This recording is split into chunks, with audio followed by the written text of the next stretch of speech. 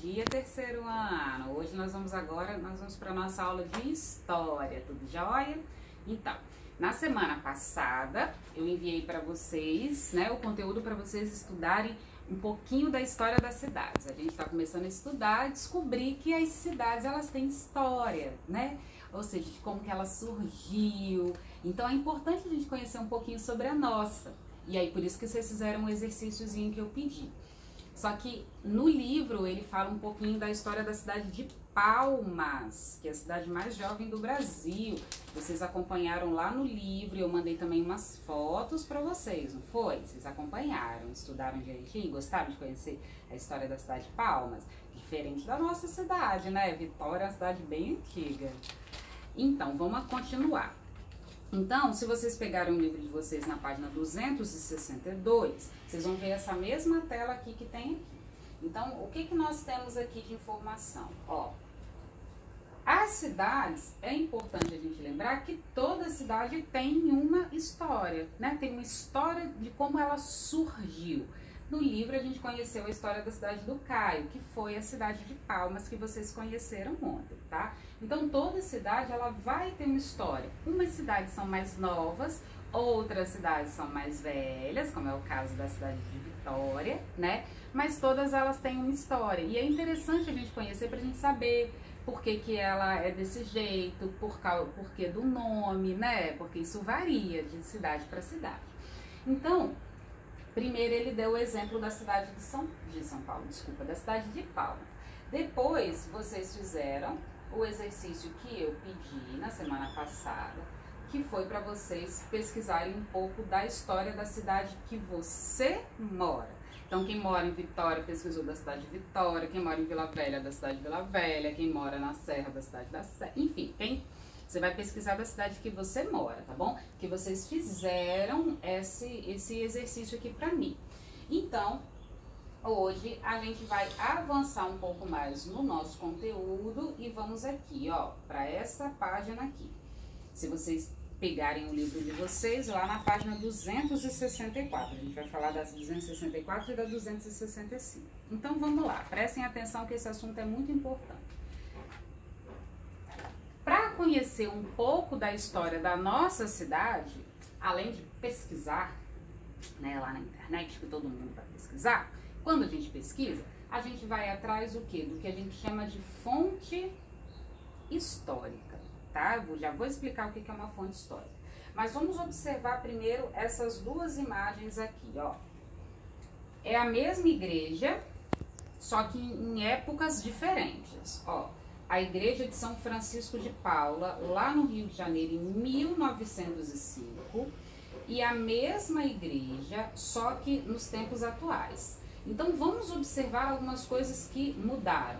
Ó, por exemplo, esse prédio que antes não tinha, tá vendo? Olha aqui, o prédio não tinha aqui e agora ele tá aqui. Vocês estão vendo que as árvores aqui, ó, como é que aqui as árvores elas estão maiores. Vocês estão vendo os carros? Olha, carros aqui, que não tínhamos carros aqui, esse volume de carros aqui. Então, o que a gente consegue observar? Ela foi restaurada também, mas tirando isso, a igreja ela tá bem parecida com a realidade. Mas o que nós temos aqui? Nós temos uma mudança, né? É claro que a cidade vai mudar com o passar do tempo. Então, essa imagem aqui, ela é um exemplo de fonte histórica. Por que eu chamo essa imagem de fonte histórica? Porque eu consigo entender como é que era no passado olhando essa imagem. Então, quando eu olho a igreja aqui, eu consigo saber como é que era a igreja no passado. Ela tá com algumas diferenças? Está, mas você tá vendo como a estrutura da igreja ela é bem parecida? Vamos pensar no Palácio Anchieta que a gente tem aí no centro de Vitória. Ele é um exemplo também de fonte histórica. Então, é um lugar onde você consegue... Fonte histórica é algo, né? Alguma coisa, ou um lugar, nesse caso aqui, né? Uma construção, nesse caso, onde você consegue conhecer um pouco da história da sua cidade. Então, o Palácio Anchieta, por exemplo, ele é um exemplo disso. A gente olha lá e sabe como é que era a construção, como é que as construções elas eram feitas antigamente. né? Porque você observa ali que o Palácio Anchieta, ele tem a construção dele, a estética dele é diferente dos prédios mais modernos, não é? Então isso é importante. Vamos lá, ó, continuar aqui acompanhando.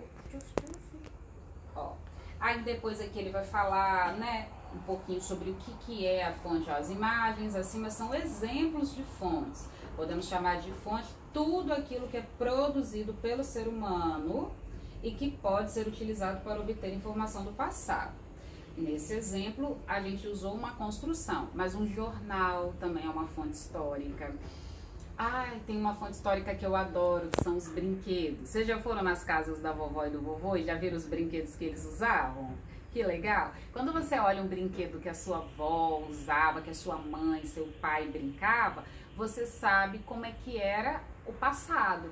Então, quando você olha lá, se você chegar lá na casa da vovó e ver uma boneca que a vovó brincava, um carrinho que o vovô brincava, um rádio que o vovô ouvia, você sabe como que era como é que eles ouviam música lá no passado, na época que o vovô e a vovó ouviam música quando eles eram mais jovens.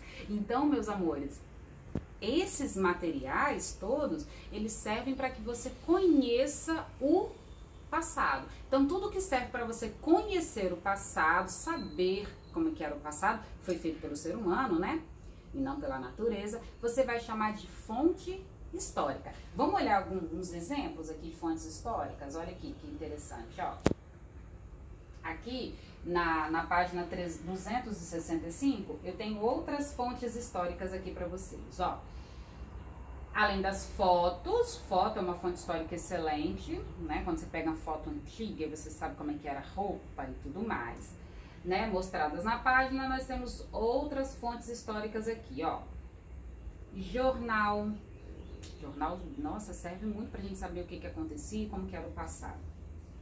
Livro, brinquedos, ó, continuando aqui, ó.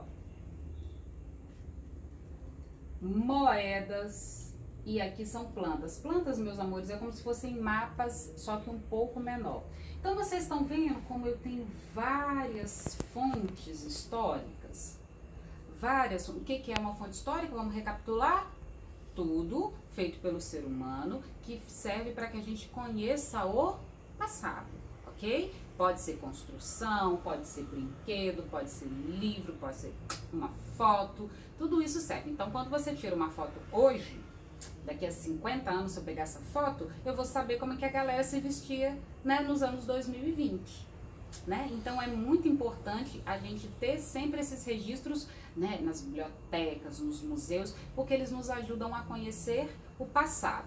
Lembrar de uma outra coisa aqui que é importante, que são as fontes históricas orais.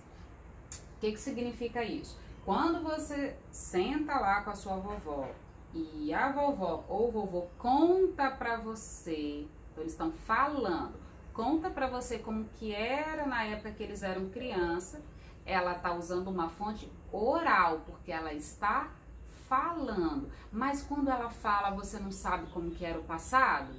Sabe, não é? Então também conta como uma fonte, só que vai ser uma fonte histórica oral, ok, meus amores? Ó, por meio de entrevista, depoimento, histórias contadas, adoro uma história contada, né? Por uma pessoa, um grupo de pessoas falando sobre o passado, ok, meus amores?